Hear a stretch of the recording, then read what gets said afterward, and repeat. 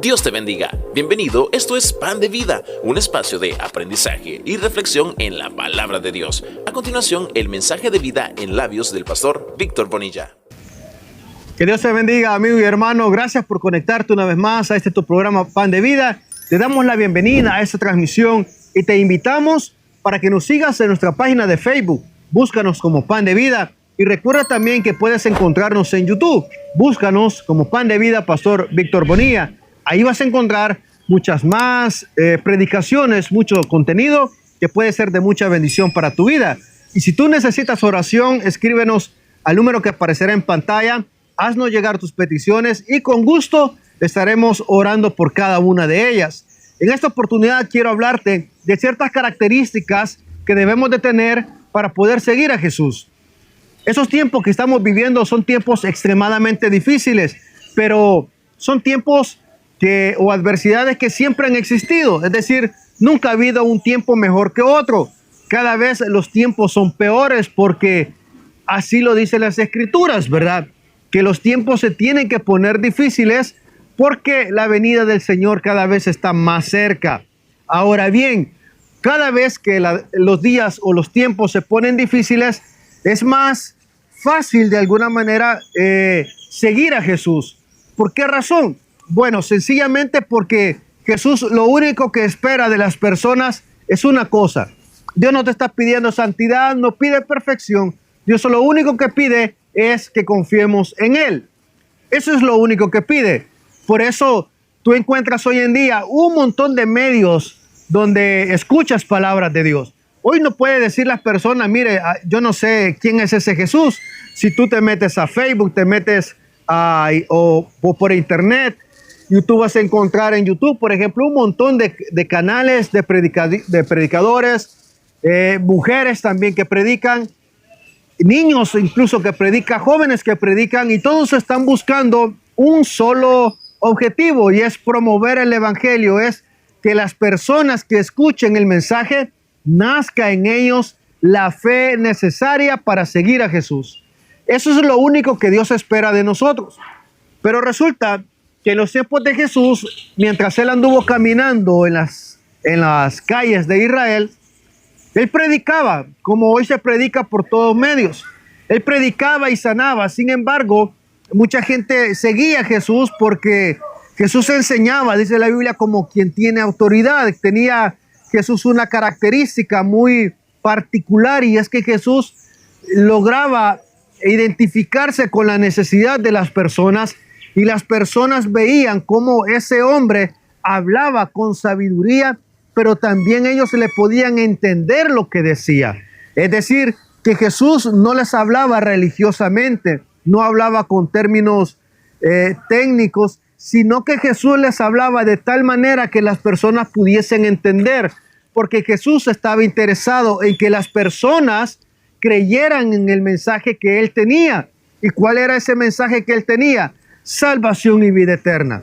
Jesús conocía las necesidades de todas las personas donde él iba. Él las conocía perfectamente. Él sabía quién iba a sanar y quién no. Ahora, Jesús esperaba que esas personas pudiesen tener fe, pudieran dar ese paso de fe. Y esa es una historia que nos habla precisamente de eso. Dice el Evangelio de Mateo, capítulo 8, versículo 1. Cuando descendió Jesús del monte, le seguía mucha gente, dice. Mucha gente. Jesús era una persona que rara vez se encontraba solo. A donde quiera que Jesús iba, la gente se movía detrás de él, porque les gustaba cómo hablaba, porque aprendían, porque veían los milagros que Jesús hacía. Entonces Jesús despertaba interés. Jesús no pasaba desapercibido en el lugar donde ellos iban. Pero Jesús no se dejaba llevar por la multitud. Es decir, a Jesús no le asombraba la cantidad de personas que le seguían, sino que Jesús buscaba a aquellas personas que realmente habían creído en él. De esa multitud de gente que tenemos en el versículo 1, que dice que le seguía mucha gente, había un hombre en particular que llama la atención. Y tanto llamó la atención que su historia quedó plasmada en las Escrituras. Dice el versículo 2. Y he aquí vino un leproso y se postró ante él diciendo: Señor, si quieres puedes limpiarme. Este hombre del cual te estoy hablando era un hombre enfermo. La lepra en aquellos tiempos era considerada una enfermedad muy terminal. No había cura para la lepra. Sin embargo, las personas que padecían esta enfermedad eran marginadas socialmente. Su familia no los visitaba. Incluso habían lugares donde vivían solamente leprosos. No los podía visitar ni sus hijos, ni sus padres, ningún otro familiar. Y cuando anduvieran por las calles, ellos tenían que sonar una campana para advertir a las personas que él era un leproso. Y las personas se alejaban de él porque esa enfermedad era altamente contagiosa.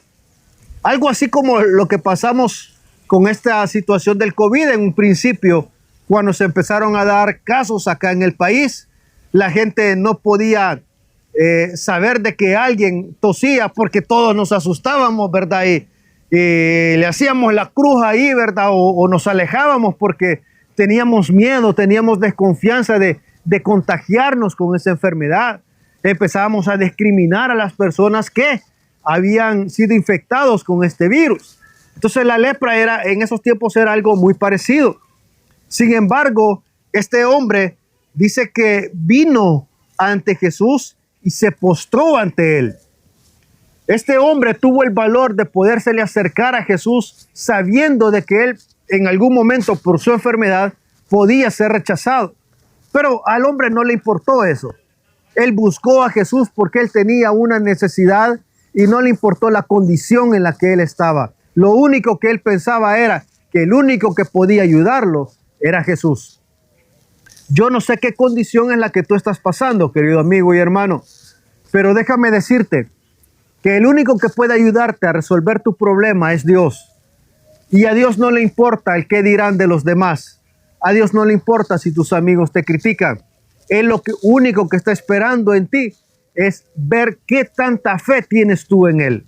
Muchas veces cuando nosotros pasamos por situaciones difíciles, lastimosamente no tenemos el valor suficiente para decir yo creo en Dios, y nos escondemos o matizamos o suavizamos nuestra fe o nuestras convicciones porque pensamos que nuestros amigos se van a burlar de nosotros o porque van a creer que somos anticuados, porque nos van a marginar, etcétera, etcétera. Pero cuando tú estás pasando una necesidad grande, cuando la ciencia ha terminado y no ha podido solventar tu situación, cuando la medicina no te puede ayudar, cuando tus familiares no pueden hacer nada, cuando tus amigos incluso se han olvidado de ti, el único que queda ahí es Dios. Es el único. Y así estaba este hombre. Este hombre no tenía padres, no tenía hijos, no tenía familia, porque las familias lo marginaban porque tenían miedo a contagiarse. No podía ir donde al gobierno para que le ayudara, porque el mismo gobierno había determinado esas ciudades de refugio donde él se tenía que ir y permanecer ahí. Es decir, que familiarmente, socialmente era una persona marginada. ¿Qué le tocaba a este hombre? ¿O qué le había quedado en este hombre? Solamente poner su confianza en Dios. Nada más. Solo eso tenía. Por eso este hombre dijo, no tengo nada que perder. Voy, me acerco, y si él me rechaza, pues va a ser uno más que me rechace, uno más que me margine.